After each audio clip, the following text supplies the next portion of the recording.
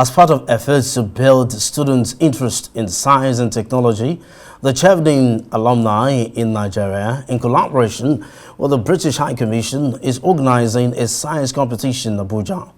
The competition aims to elevate scientific literacy among senior secondary school students in Nigeria.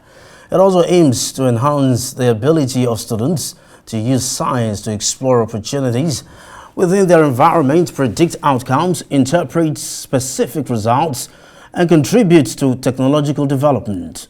The initiative seeks to establish a direct connection between science concepts and real-world problem solving, fostering a deep appreciation for the relevance of science in students' daily lives. Let's now speak to Lucky Nonyelum, who is the project manager, Chevening alumni. Lucky, thank you for coming to Newsnight. Thank you very much. I think it's your lucky day. Yeah, I can imagine. Yeah, thanks. Okay, for 40 years on, Chevening has been contributing to science development in Nigeria and beyond. You know, speak to us about the motivation and inspiration behind this project called Chevening.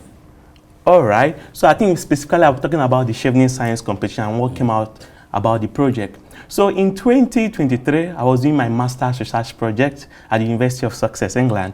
And obviously I'm a Chevening alumni. I was sponsored by the scholarship. So during my studies, I investigated the problem associated with science education learning in Nigeria. And what I've got to discover from my research work is that sciences is not connected to the environment of students. Students cannot be able to connect science. Imagine back in those days whereby we see science as being abstract. We use words like atoms and molecules, and how does it really connect to our physical environment? We don't have the terms to give it our own culture. So from the research I did, I discovered that we need to bring science home. Students need to have a connection about science. They can be able to collaborate and they connect it to what is really happening with their environment. And that's why we came up with the Chevening Science Competition. So basically, how we have design this competition, we design it like two phases. First of all, we do what we call the science teachers training, and a way that we want to make science more relevant is we want to use what we call culturally relevant pedagogy. Now, in terms of this pedagogy, we are trying to see that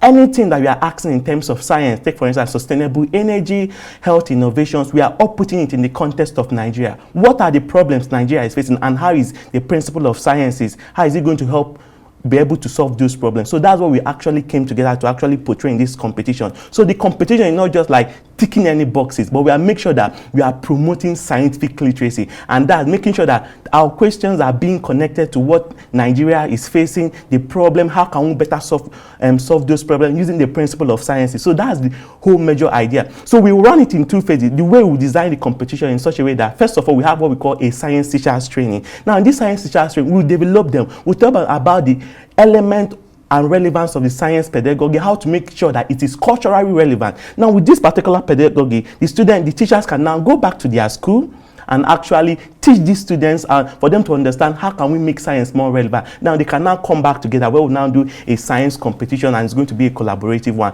However, also, this is also the second phase of the project. The first phase of the project was actually done in Enugu State, whereby we reached over 1,000 students. We had over... Amazing. Yeah, amazing. And yeah, we have like 30 schools participate. We had the science teachers training, students were engaging, and it was really thoughtful. And we also work with the Federal Ministry of Education back in Enugu, and also with the Ministry of Education back in Enugu, making sure that this thing is actually more inclusive.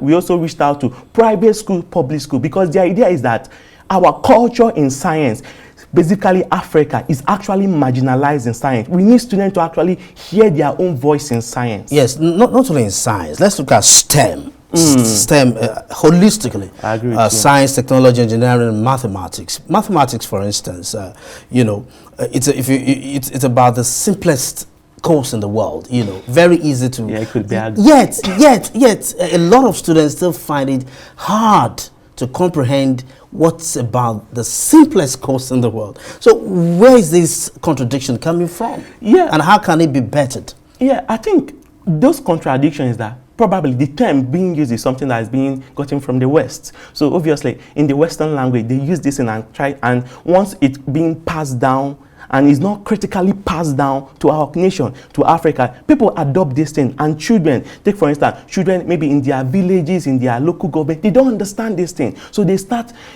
finding it difficult to understand. And also, this is also being passed down in English. We don't even use our native language to actually teach STEM courses. So the idea is that, what are we passing down? And we need to what we call critical transfers of policies, critical transfer of developing our curriculum in Nigeria. These are things we are not looking out for. Even when we borrow this idea, we should find a way that it must tailor in the context of Nigeria. Any child living in the north should be able to understand that probably going to fetch firewood or fetching water, there should be a connection between that activities with the principle of science. Science is not difficult. Take for instance, when we are talking about friction, it's all about sitting down. For me to be sitting down here is friction. For me to be talking to you is actually wave, right? So these are things that bringing it back to their context, to their environment. What do they experience? What do they see going to school? How does the road in Abuja actually connect to the principle of science? We should not be using examples that are gotten from the West. So I think this is where the major problem is. And if we can start really identifying this, even in our Nigerian curriculum, you could see that science becomes less of abstract. People will enjoy science. I'm a physicist.